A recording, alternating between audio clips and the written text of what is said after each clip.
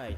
Thank you, Mr. Ferguson. We're down to our final honoree, and I'm really excited to mention that our next honoree is Dan Ivascyn, who will be introduced by Scott Simon. Scott has over 30 years of investment experience encompassing mortgages and real estate and corporate debt and structured products and alternative investments. And over the past decade plus of his career at PIMCO, he was head of mortgage and asset-backed securities portfolio management and served as a PM and a rotating member of the firm's investment committee. So he worked very closely with Dan for many years, I know. Scott also started PIMCO's very successful private equity business. He serves on the board of the William Penn Charter School and is advisor to the Hewlett Foundation, among other not-for-profit work. Given his many years of service at PIMCO, I think he's the perfect choice to introduce Dan. Come on up. Scott?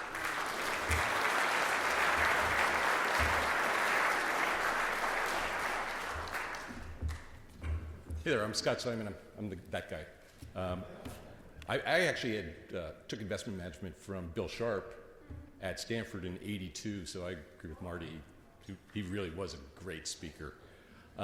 Anyway, in the fall of 1979, Dan Ivascyn was a very smart, very hardworking University of Chicago MBA graduate working at PIMCO, had come through Bear Stearns, and basically everything looked wonderful. Well, I have a favorite parable which deals with how things seem. It comes out of Charlie Wilson's War, if anybody saw it. And Philip Seymour Hoffman tells Tom Hanks this parable, and it's actually one of my favorite parables in general. He says, listen, not for nothing, but do you know the story about the Zen master and the 14-year-old boy? Well, on his 14th birthday, a boy gets a horse. All the village people say, oh my God, isn't this wonderful? The Zen master says, we'll see. About 2 years later, boy's riding his horse, falls off, terribly breaks his leg. All the townspeople say, oh my God, isn't this terrible? Zen master says, we'll see. About 3 months later, war breaks out. Every young man in the town goes off to fight and get killed in the war, except for the boy who has the broken leg. Everybody in the town says, isn't this wonderful? Same thing, we'll see. And in the fall of 1999, PIMCO negotiates to sell between initially starting at 70% of the company and 80 to 85% of the company to Allianz. And it was very formulaic, and a big chunk of it had to do with forward earnings and all this stuff.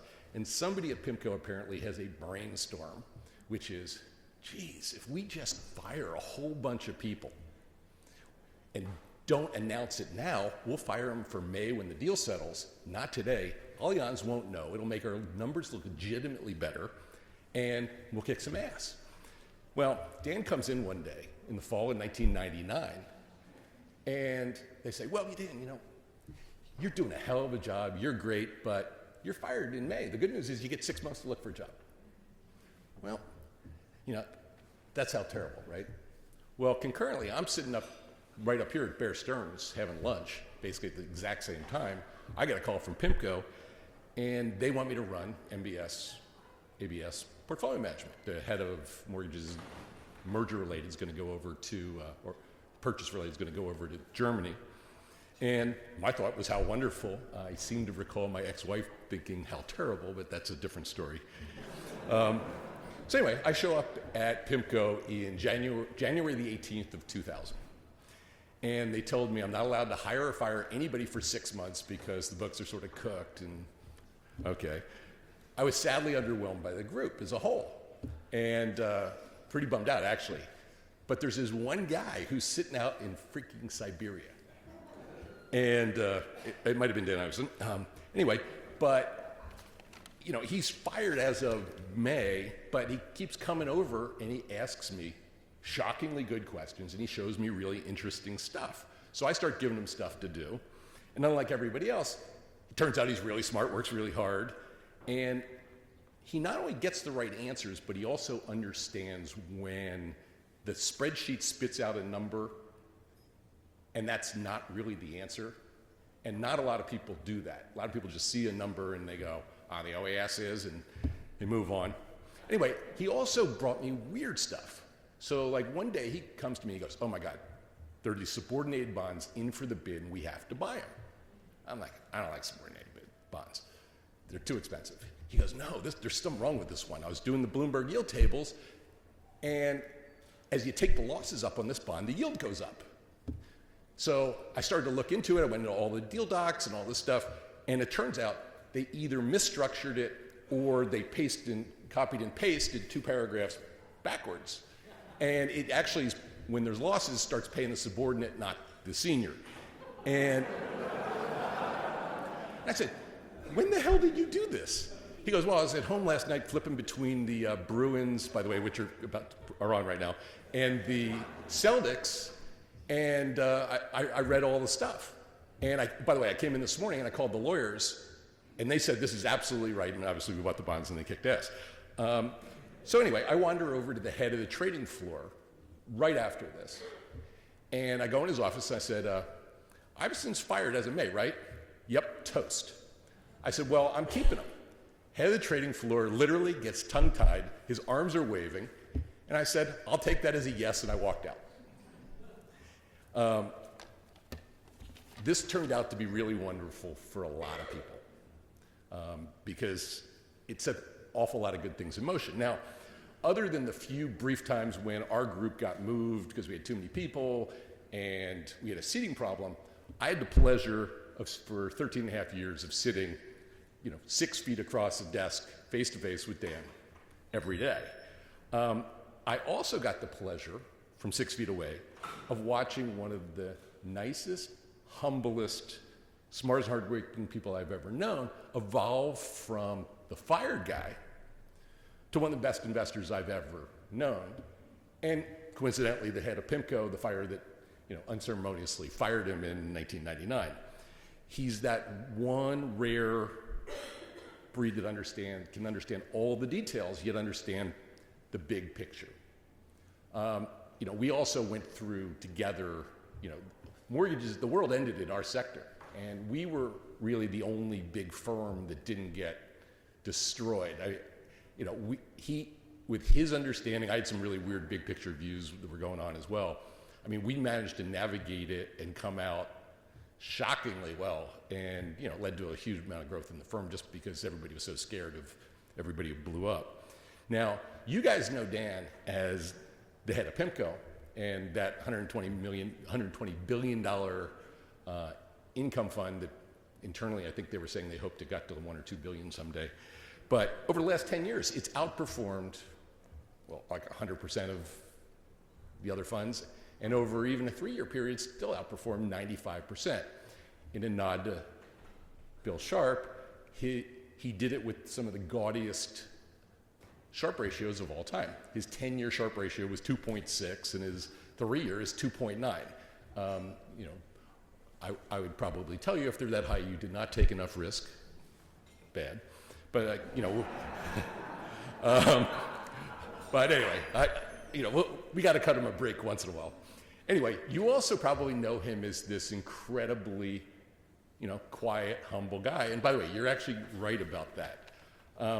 I know him a little differently. I know him as a loving and wonderful father, a rabid Boston sports fan, which was goddamn annoying for a lot of the past 15 years. He loves Australian rules football and NASCAR, which you probably wouldn't have guessed. This is a guy who never wanted to be the head of PIMCO. Never. In his wildest dreams, never. But when people picked him, he embraced it, the responsibility to all these people. And, it turned out pretty well for people. I know him as a dear friend for the last 19 plus years. I give you Daniel John Ivascyn.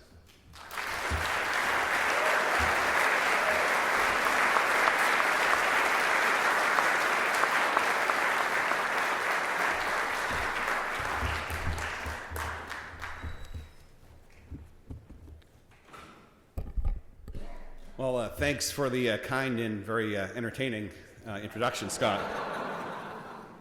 Let me first by thanking Fiazi. I'm deeply honored to receive this award tonight. It's a surprise and it's a pleasure to be here. It's also very exciting to see so many friends that surprised me tonight to come out and join us. some really good investors in the room, some great sell-side relationships, and of course, a lot of my great friends and colleagues over at PIMCO. I also am pleased to have my family here.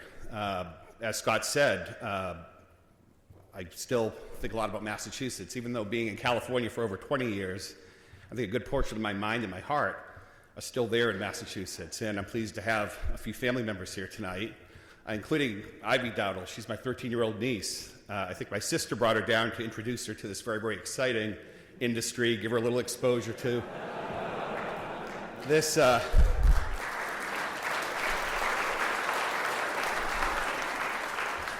It gets better. This great industry. So during the cocktail hour, she runs over to find me and she says, "Uncle Dan, congratulations for this Hall of Fame thing, but remember the Bruins are on tonight. It's Game 5 of the Stanley Cup, so make your remarks really, really short." So I'm going to give it my best shot. Let me also conclude the Ivascyn family section of the evening by thanking my parents. My parents understood the value of education early as well. If it wasn't your support early on convincing me that education was important, I would never have had a fighting chance to even to get into this industry. So that's very, very much appreciated. I also tried to take some of the values you instilled in me early on in life and carry them on throughout my career as well. So thanks, Mom and Dad. Really appreciate it.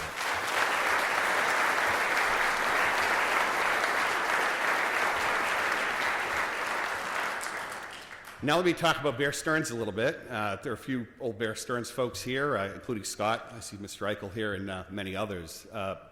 Bear Stearns was where I did my internship in between years of business school, and it was quite important for me in a lot of ways. Some of you that have been in business school know it's quite stressful to go out there and try to get that summer internship. And there were these really cool sales and trading programs where you didn't really have to specialize in anything. You got to rotate around, I think it was one desk a week, and spent a lot of time at all these fun social events. And I tried to get that type of internship, and I failed. But at the back end of the process, I did get the good fortune to meet someone named Tracy Van Eck.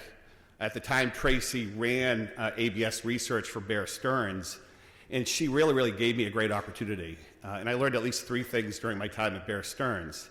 Number one, the importance of mentorship. I appreciated it later with Scott Simon, of course. But Tracy's really the first person that believed in me, took important time out of her day, and she was quite busy that particular summer, to really, really care about my professional development. In fact, my internship culminated several months after the summer ended by co-authoring with her the 1997 Home Equity Handbook. Home equity was a polite term, or a better term Wall Street used for subprime. It was really the beginning of the first private label subprime lending, and that's the second point. This is really my first experience as a fixed income analyst, and it was the first example of how credit excess can build in the marketplace. There were some originators that only lasted a few years. Conti Mortgage, Cityscape, they did real well in the late 90s, but unfortunately they didn't survive the volatility associated with the Asian financial crisis and the volatility around long-term capital management. So it was a good early lesson. Later on, of course, we had similar cycles in manufactured housing, and of course the cycle in terms of the expansion of subprime lending that led to the global financial crisis. I bring it up, and it'll be the only market point I make, but in looking at the credit markets today, I don't think we have anything as extreme as those cycles occurring, but it does look like there's some of the success, some of these characteristics building up in the corporate credit market today. So I think that bears watching. Then the third important lesson I learned after my internship with Bear Stearns is that I could actually get a full-time job in this business. Tracy actually offered me to come back to Bear Stearns. I ended up going a different route, but it would have been a wonderful experience to work with so many great people at that firm. I, of course, interviewed late in the game at PIMCO, got a job offer at PIMCO, and I've been there now for over 21 years. And as Scott hinted in the discussion today, it wasn't all that easy at times working at PIMCO. There are a lot of sell-side folks in the room, and they know that it's not all that easy working with PIMCO sometimes as well. But we were founded by, or co-founded at least, by Bill Gross, an absolutely incredible investor, one of the best perhaps in the history of the fixed income markets. He hired me ultimately at PIMCO, and I thank him for that opportunity. Also, I thank everyone at PIMCO. It's a wonderful organization. It's been a great experience. It's been really, really special in an industry where there tends to be a lot of turnover, where you end up spending a lot of time typically at a lot of different firms, to be able to spend the bulk of my career, at PIMCO. So again, I thank my colleagues. And one important point regarding the award, asset management's the ultimate team sport. So I think that far more deserving is the entire team, over at PIMCO of 250 portfolio managers versus myself as an individual. We come in and, it's really a relatively unglamorous set of activities in the fixed income market, but we all just try to chip away, and generate a little bit extra return for clients. And I'll comment a little bit more during the end of my quick discussion to emphasize teamwork just a little bit more. Let me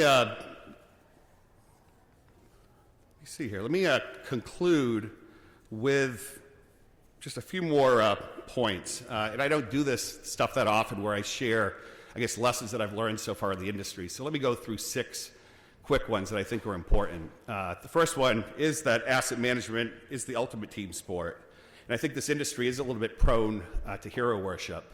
Roger, I appreciate your referral of me as a king in the business. I like to think of myself more as a conductor in an orchestra.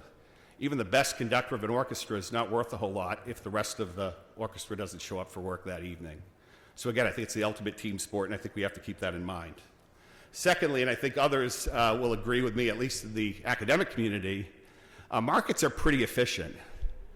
We could discuss this for hours, but I think in general, it's hard to make money in markets. Thankfully, for the fixed income side of our business, I think it's a little bit easier to make money in fixed income than it is in the equity markets. But I think it's important to realize that. And when you realize that markets are more efficient, you can be careful in how you take risk. Some of the biggest mistakes I've made in my time in this business have been related to overconfidence and impatience. As Scott Simon taught me years ago, you got to take what the market gives you, and that means being willing to be average a good portion of the time.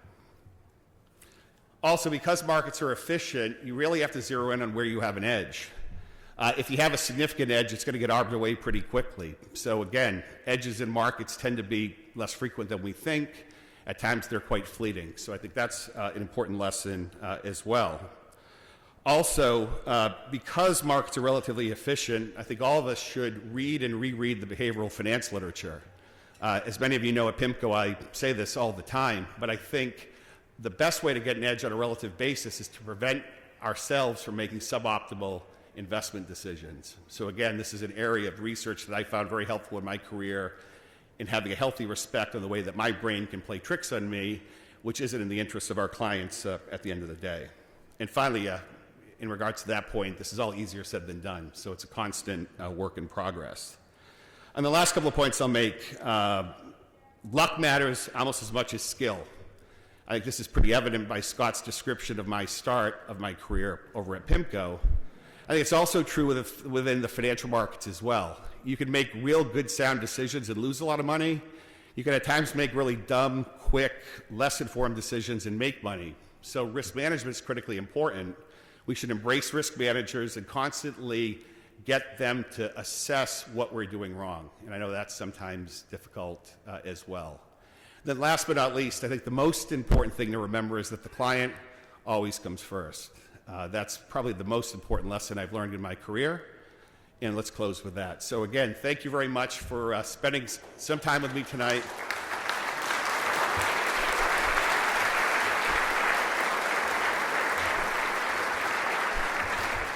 I really appreciate the opportunity.